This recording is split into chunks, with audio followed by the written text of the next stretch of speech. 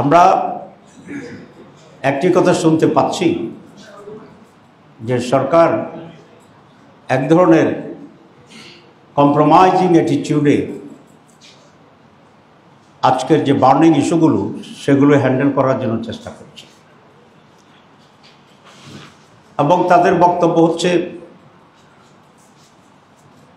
কিছুটা আপনাদেরকে সন্তুষ্ট করব, কিছুটা বিএনপিকে সন্তুষ্ট করব, কিছুটা অন্যদেরকে সন্তুষ্ট করব। তো এরকম একটা পদক্ষেপ। তো এটা তো কোনো হালুয়া রুটির বাগাবাগির কোনো বিষয় নয় যে আপনারা কিছু হালুয়া দিলাম, অন্যদেরকেও কিছু হালুয়া দিলাম। হালুয়ার পরিমাণটা আপনারা বেশি পাবেন, রুটির পরিমাণটা ওরা একটু বেশি পাবে। এটি হচ্ছে জাতির ভাগ্য পরিবর্তনের কতিপয় ক্রুশিয়াল, অত্যন্ত গুরুত্বপূর্ণ একটি বিষয়।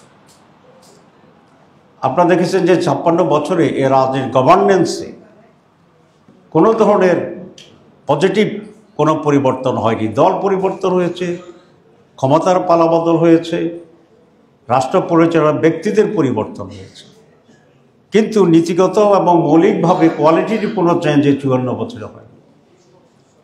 যারাই ক্ষমতায় গিয়েছেন তারাই প্রায় একই ধরনের দলীয়করণ, আত্মীয়করণ, আত্মীকরণ, লুটপাট, টেন্ডারবাজি, সাদাবাজি, নিজের দলদেরকে অবৈধভাবে সুযোগ সুবিধা দেওয়া, টাকা পাচার, নির্যাতন অপোজিশনের উপরে, এগুলো চলে আসছে।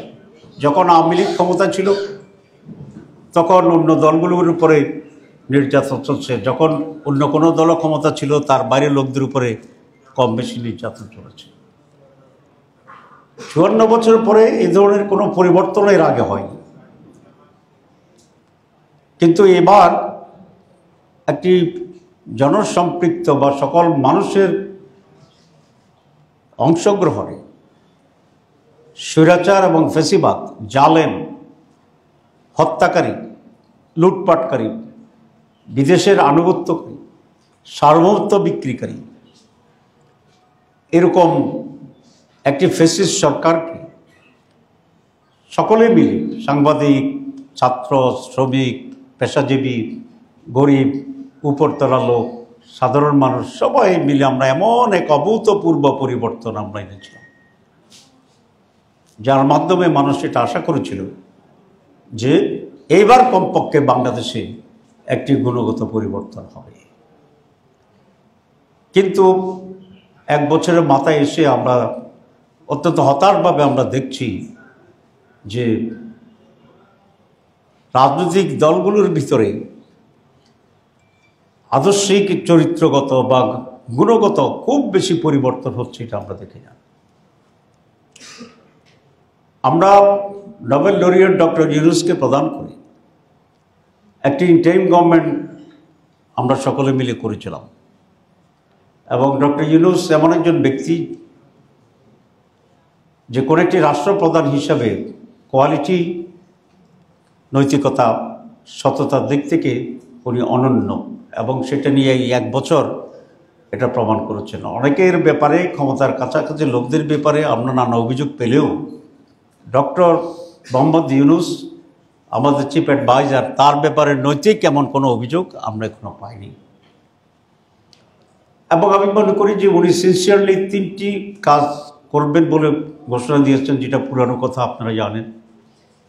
প্রথম যেটা, সেটা হচ্ছে উনি কিছু পরিবর্তন আনবেন, গুণগত পরিবর্তন আনবেন, এবং সেই জন্য উনি রিফর্মস কমিটি করেছেন, এনসিসি করেছেন, পরে ন্যাশনাল কনসেনসাস কমিটি করেছেন, এবং সেটাকে কেন্দ্র করে আমরা সকল দল যারা আজকে ক্রিয়ারত আছেন বা 24 জুলাইতে যারা আন্দোলন করেছিলেন, ছোট বড় 2 জনের পার্টি, 3 জনের পার্টি, বিশাল বড় পার্টি, মাঝ ধরনের পার্টি, আমরা সকলেই মিলে কিন্তু সেখানে কন্ট্রিবিউট করেছি। এবং সেই কারণে 31টা দল সেই কনসেনসাস কমিটির মিটিংয়ে আমরা ইনভাইটেড ছিলাম, আমরা কাজ করেছিলাম। অনেকে আমাদেরকে মাঝে মধ্যে বলতো যে এমন দল নিয়ে আপনারা পড়ছেন যিনি তার সেক্রেটারির নাম বলতে পারবে না। আমরা বলেছি এটা ঠিক হতে পারে আপনার বক্তব্য, কিন্তু উনি যদি একজনই হন একটি দলের, তো তিনি তো কিছু কন্ট্রিবিউট করেছেন। সুতরাং জুলাই মুভমেন্টের একজনও এক দলে একজন হইলেও যারাই কন্ট্রিবিউট করেছে, একটা স্লোগান দিয়েছে, কাউকে একটু পানি দিয়েছে, আমরা সকলকে রিকগনাইজ করে দেশের একটা সার্বিক পরিবর্তন আনার জন্য আমরা কিন্তু একটা সংস্কার কমিশনের অধীনে কয়েক মাস ধরে আমরা কাজ করছি।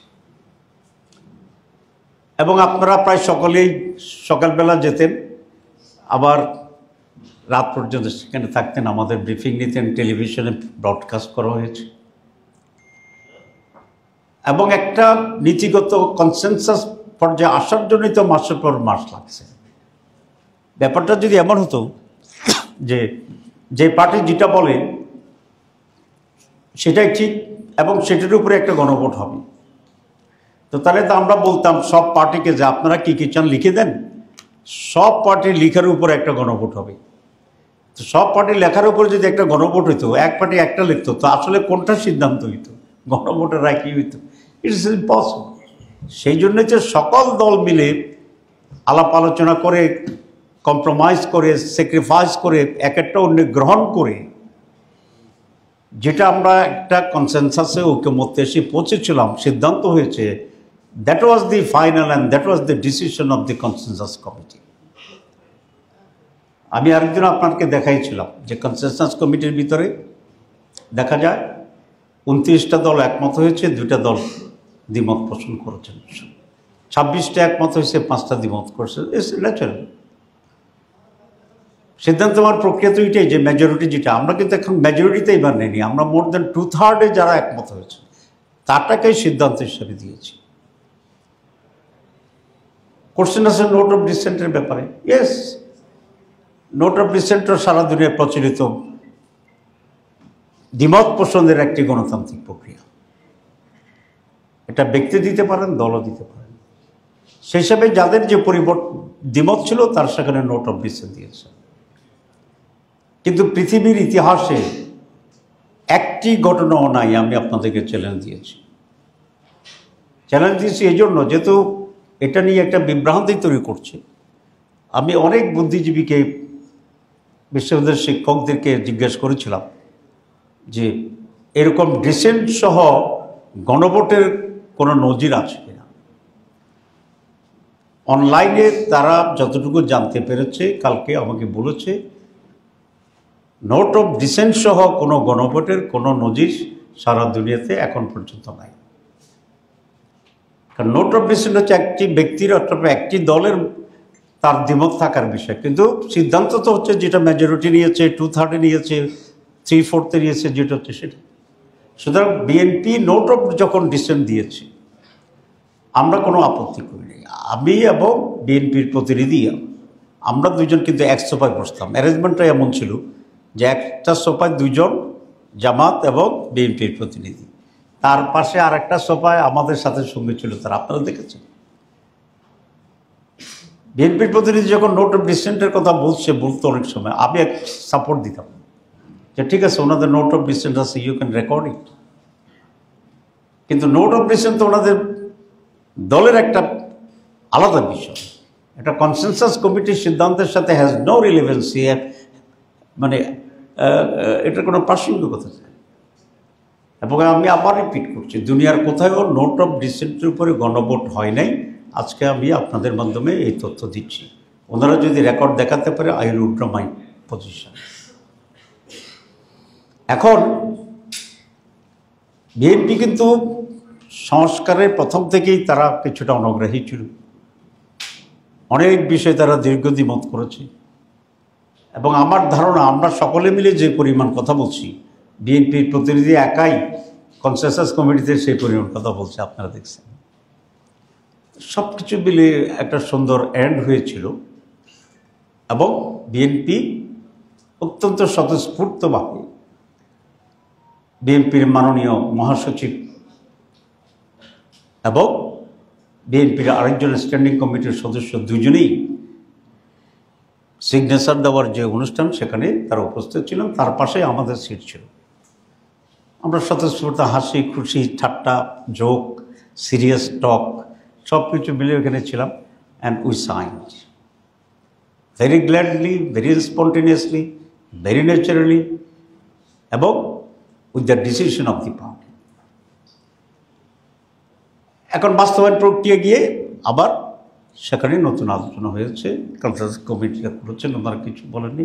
হঠাৎ করে দেখলাম যে বিএনপি ফোঁস করে উঠছে এবং মানে অগ্নিশর্মা মূর্তি। হঠাৎ আমরা তো একটা বিস্মিত হয়েছি যে হঠাৎ কী হয়ে গেল, রাতে কী স্বপ্ন দেখলেন এবং স্বপ্নের পরে এসে ওনারা এটা কি রিয়েক্ট করলেন। রিয়েলি আমি পার্সোনালি আমি এখনও বিস্মিত। What is the reason?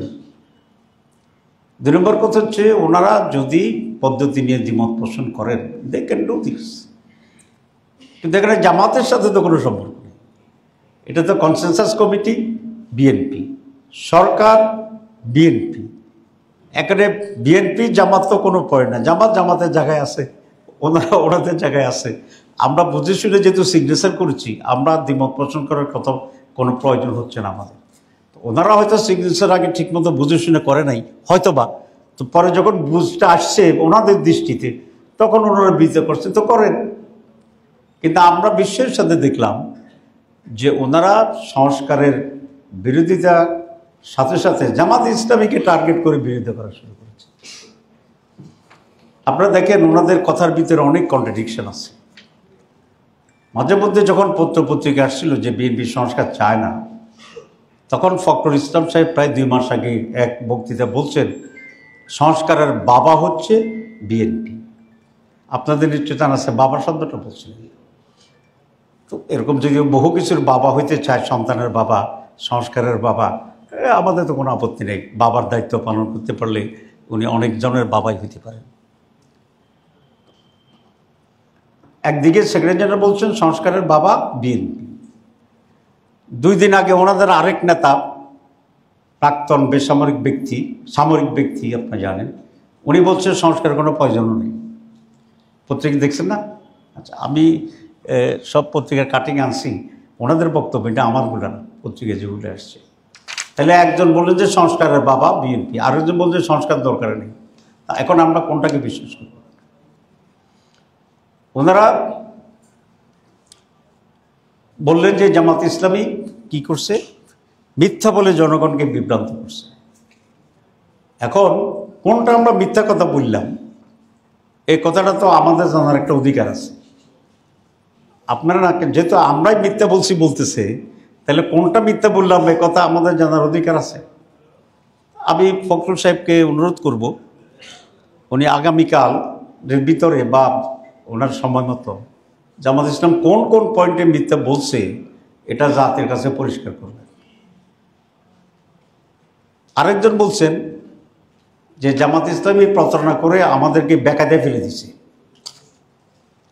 তো ওনারা বেকায়দায় পড়ছেন কিনা এটা আমরা জানি, এটা ওনারা বুঝতে পারেন, কিন্তু আমাদের কোন কথার কারণে ওনারা বেকায়দায় পড়ে গেলেন এটা আমরা টের পাচ্ছি না, কারণ আমরা এমন কিছু করতেছি না যে ওনারা বেকায়দায় পড়ে যাবে। তা আমি মনে করি এগুলো ওনাদেরকে এখানে পরিষ্কার করা দরকার।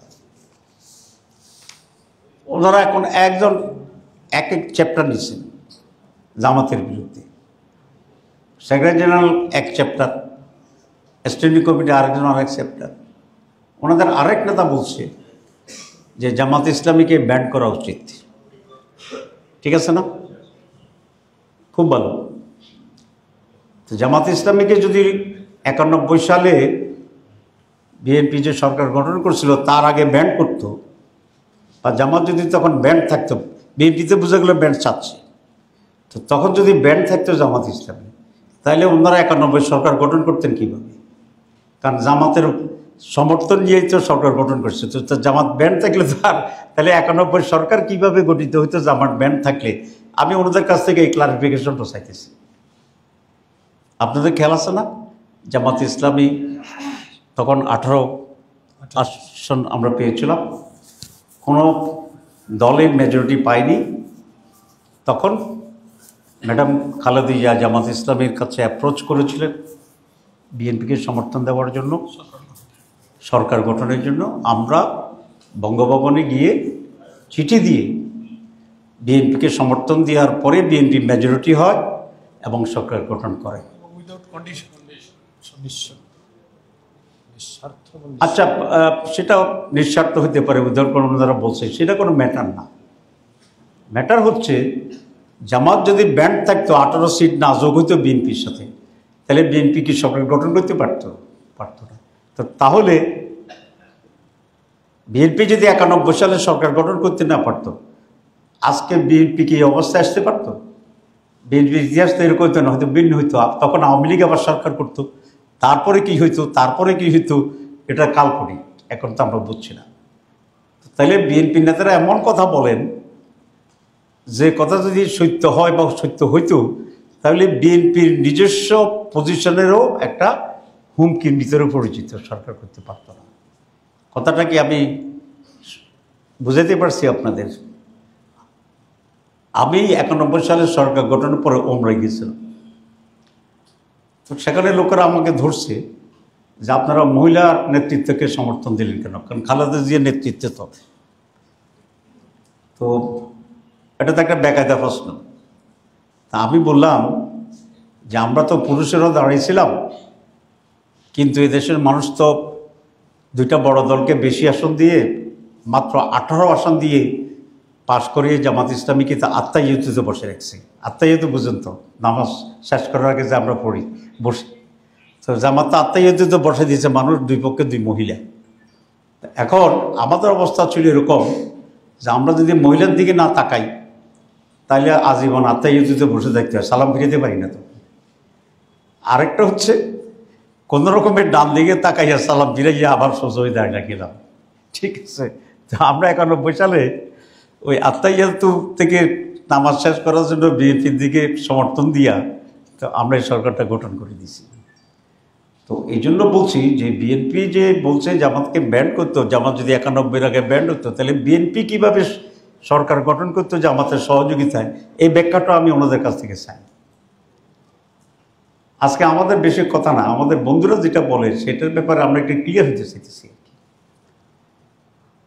এরপরে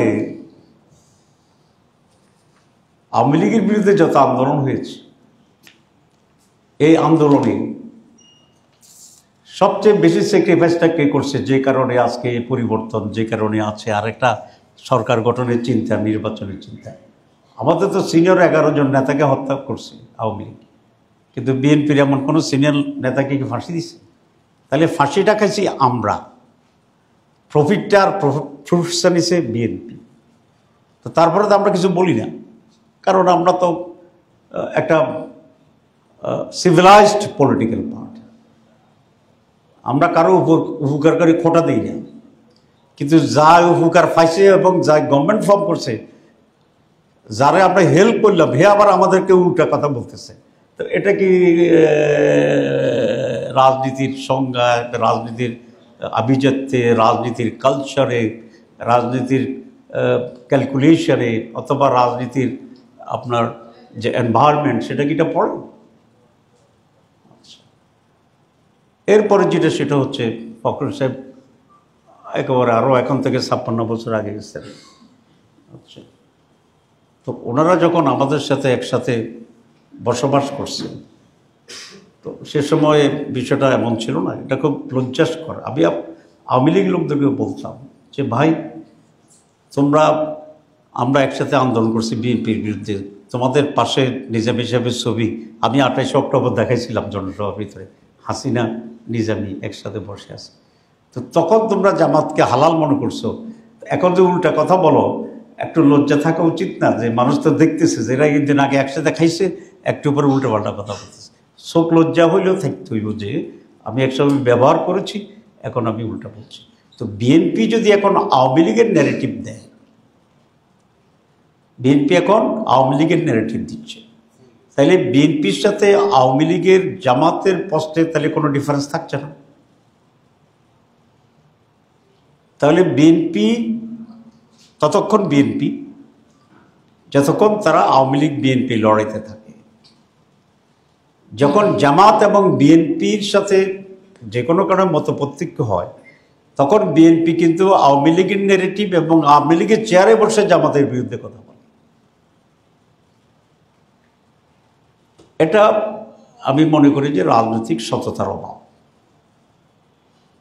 রাজনীতিতে মিনিমাম সততা থাকতে হবে।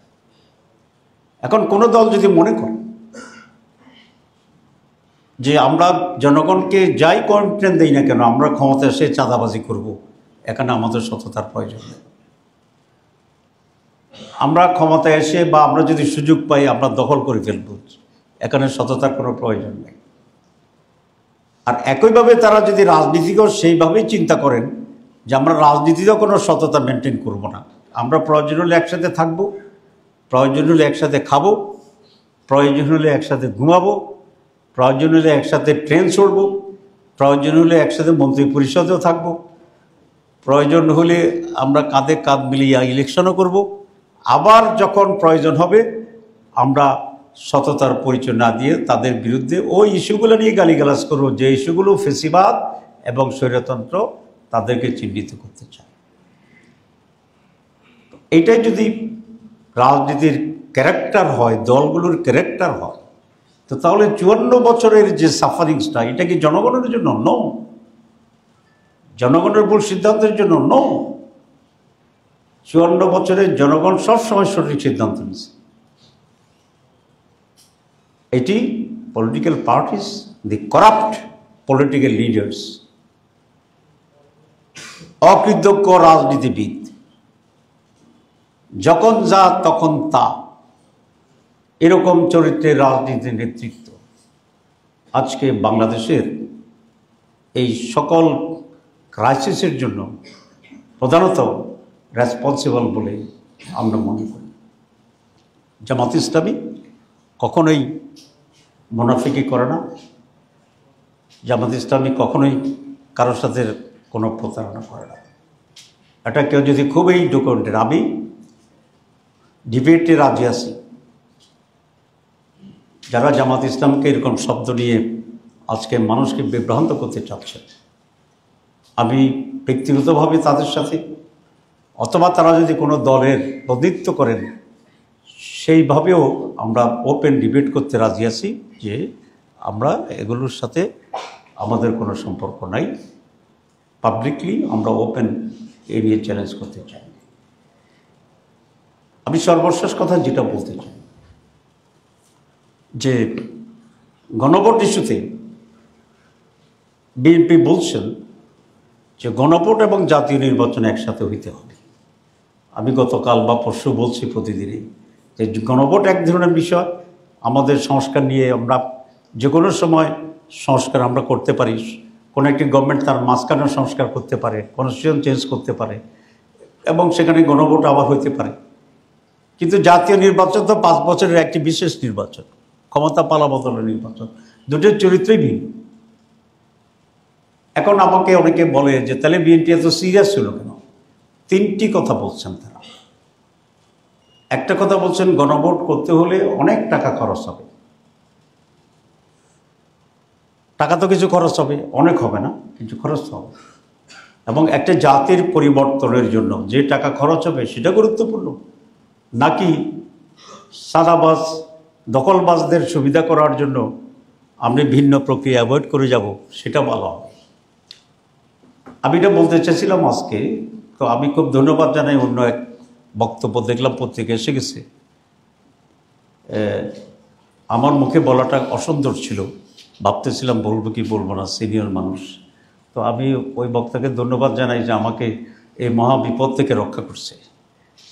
তিনি বলছেন যে গত 14 বছর আর এই ইউনূস সরকারের 1 বছরে, আমি কোনো দলের কথা বলি না, ইউনূস সরকারের কথা বলছি, কিন্তু কে করছে সেটা ইউনূস সাহেব বের করবে। ওনার এই পিরিয়ডে যে পরিমাণে 16 বছরের সাদাবাজি, দখলবাজি, টাকা পাচার, হুন্ডা ব্যবসা, বেগম পাড়া, তারপরে অন্য পাড়া তৈরি হয়েছে, এ দিয়ে প্রায় রাফলি যে হিসাবটা আসছে কয়েক বিলিয়নের, আমি দেখলাম প্রায় 1000 গণভোট করা যায়। কি বলছি? 1000 গণভোট করা যায়। ওনারা গণভোটের টাকা নিয়ে খুবই উদ্বিগ্ন, দেশের জন্য অনেক ভালোবাসা, এটাকে আমি ধন্যবাদ জানাই। কিন্তু 1000 গণভোট করার মতো টাকা যে সাদাবাজি, লুটপাটবাজি, দখলবাজি ফাঁসার হইয়া গেছে, এই ব্যাপারে কিন্তু তারা কোনো কনসার্ন করছে না। যদি করতেন তাহলে আমি বলতাম যে না, ওনারা রিয়েলি এটার ব্যাপারে খুবই দেশের সম্পদের রাজস্ব টাকার ব্যাপারে দে আর ভেরি সিরিয়াস। দেশের কল্যাণের জন্য this is not a big amount number. এবং একজন ইলেকশন কমিশনার, ওনার নাম কি টুকটুক কি মহিলা একটা, আচ্ছা, উনিও দেখলাম এক জায়গায় বলছে যে 300 কোটি না 3000 কোটি টাকা খরচ হবে। এটা ওনার একটা অধিক বাক্য ব্যয়। এটা ইলেকশন কমিশনের দায়িত্ব না টাকা জোগাড় করা। ওনারা কোনো একটি দলকে ফেভার করতে চাচ্ছে, সেটাও আমার কথা নয়। আমি পরে চিন্তা করলাম যে বিএনপি কেন এত স্ট্রং ল্যাঙ্গুয়েজে বিরোধিতা করছে। ফখরুল সাহেব দেখলাম বলল যে আমরা জীবনেও মানব না। তো পরে আমার হঠাৎ মনে হইল ডাকসু নির্বাচনের কথা, কারণ ডাকসু, চাকসু, জাকসু, রাকসু নির্বাচনে সবচেয়ে মেধাবী, তরুণ, স্মার্ট, আধুনিক ছেলেদের চয়েসের ভোট দেওয়ার যে একটা চিত্র ফুটে আসছে। ডাকসুটা হয়তো আমি ডাকসু নির্বাচনে খুব ইনভলভ ছিলাম দেখার জন্য, না বুঝে মানে দূর থেকে দেখার জন্য।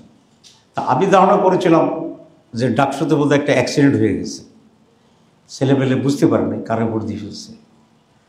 পরে যখন দেখলাম যে জাকসু একই অবস্থা, তখন ভাবলাম যে বোধহয় না বুঝে শুনে দিচ্ছে, সবাই না হইলেও কিছু লোকে। পরে দেখলাম যে রাকসু একই অবস্থা, তখন ভাবলাম যে বাংলাদেশের অবস্থা বোধহয় এর কাছাকাছি।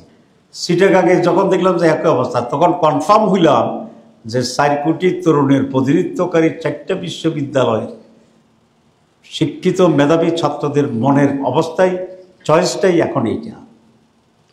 এখন বিএনপি যদি জানতো যে ছাত্র শিবির সব ইউনিভার্সিটিতে 3 গুণ 4 গুণ 5 গুণ ভোট পাইয়া গণবিশ্ববিদ্যালয় ইলেকশন হয়েছে, আপনারা অনেকে, আমিও টের পাইনি, শুনছি ওই দলের বিপি ক্যান্ডিডেট নাকি 1 ভোট পাইছে। তো সেটি তারা দেখছে যে এটা একটা রিফ্লেকশন হবে।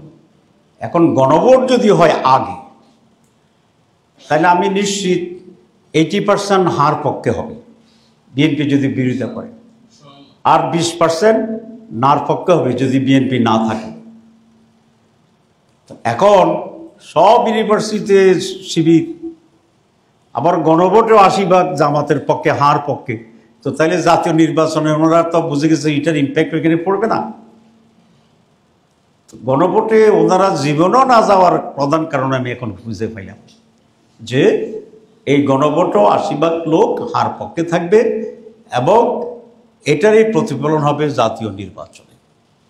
তো জাতীয় নির্বাচনের আগে যদি একটা জাতীয় নির্বাচন হয়ে যায়, এটা তো একটা ধরনের জাতীয় নির্বাচন, তো তাহলে তারা এই নির্বাচনটাকে কেন মানবেন সচেতনভাবে, যেটা 80% ওনাদের চিন্তার চেতনার সমর্থনের বিপরীতে যাবে। তবে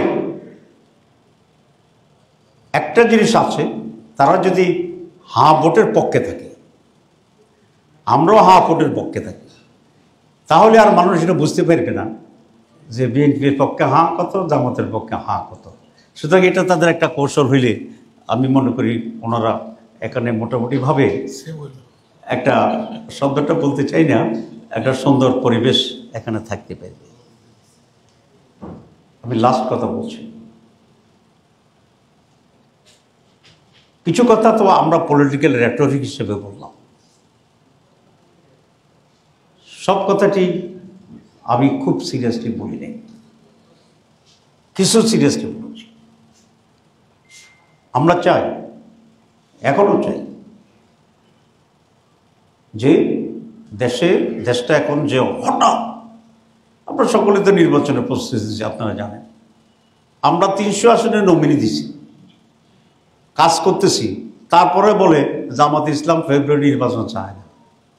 ওনারা তো এখন নমিনেশন একজনেরও ঠিক করতে পারেন নাই, কিন্তু ওনারা বলেন যে ওনারা পুরা ফেব্রুয়ারিতে চায়। তো আমরা কি অপরাধটা করতেছি? ক্যান্ডিডেট দিলাম, ভোটের জন্য টাকা খরচ করতেছি, পোস্টার ছাপাইছি, জিন্দাবাদ করতেছি, মুর্দাবাদ করতেছি, ইলেকশনে যাব, সব কথার পরে ইলেকশনে যাবো করতেছি, ফেব্রুয়ারির কথা কইছি, যত দাবি আছে সব দাবি পেশ করে করতেছি, পূরণ করিয়া আদায় করিয়া ফেব্রুয়ারিতে ইলেকশন করবো। এতবার ফেব্রুয়ারি কইছি, জীবনেও এত ফেব্রুয়ারি আগে উচ্চারণ করিনি। তারপরে ওনারা বলে যে জামাত ইলেকশনের ভিতরে ষড়যন্ত্র করতেছে, আর ওনারা এখনো ক্যান্ডিডেট নমিনেশন দেয়নি। কিন্তু বলে যে ওনারাই ফেব্রুয়ারিতে নির্বাচনের চ্যাম্পিয়ন। এখন এইসব কথা নিয়ে ঝগড়া করবে। আমি পরিষ্কার বলছি, বিএনপি এই ইস্যুকে জামাতকে জড়ানো বিএনপির রাজনীতির জন্যে কতটুকু কল্যাণ হয়েছে আমি জানি না। তবে আমি এটা স্পষ্ট বলি, এটা একেবারেই অপ্রয়োজনীয়, একেবারেই অপ্রাসঙ্গিক এবং একেবারেই জামাতের এখানে কোনো দায়বদ্ধতা নাই।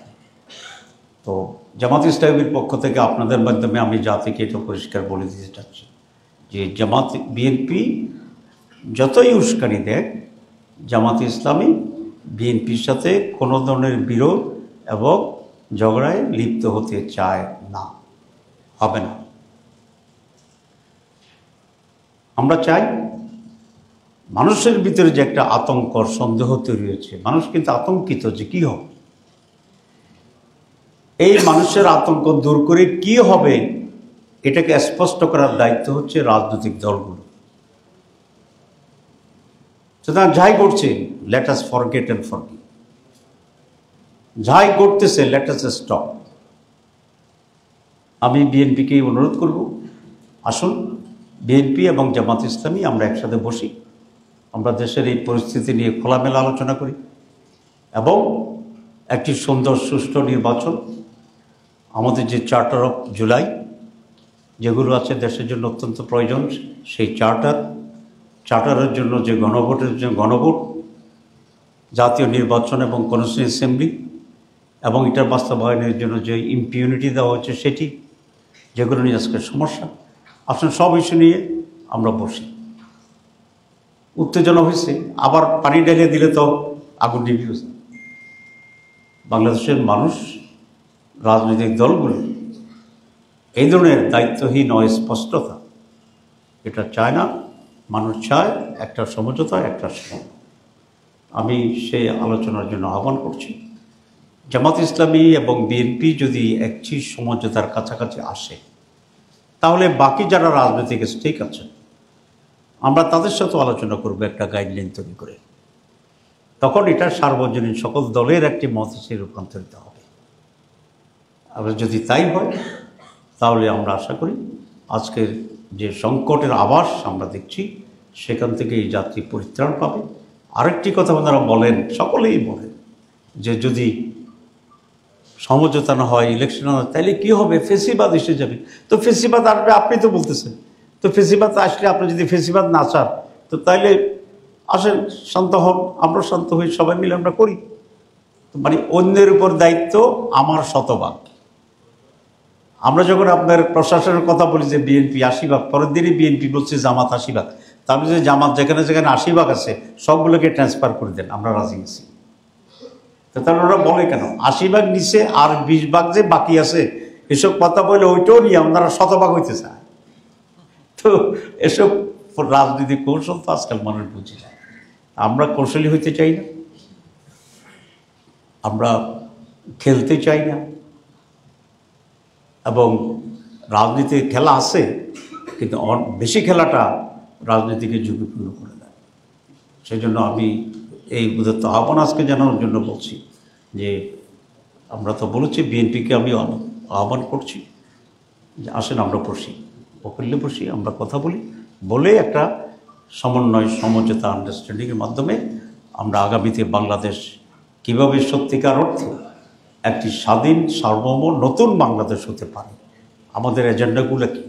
আমরা মনে করি একটা রোড তৈরি হওয়া উচিত, এই রোডের বাউন্ডারি কেউ ক্রস করবে না এবং এই রোডের ভিতরেই আমরা প্রতিযোগিতার দৌড় দেব, ঠিক আছে? তাহলে জাতি একটা স্বস্তি পাবে।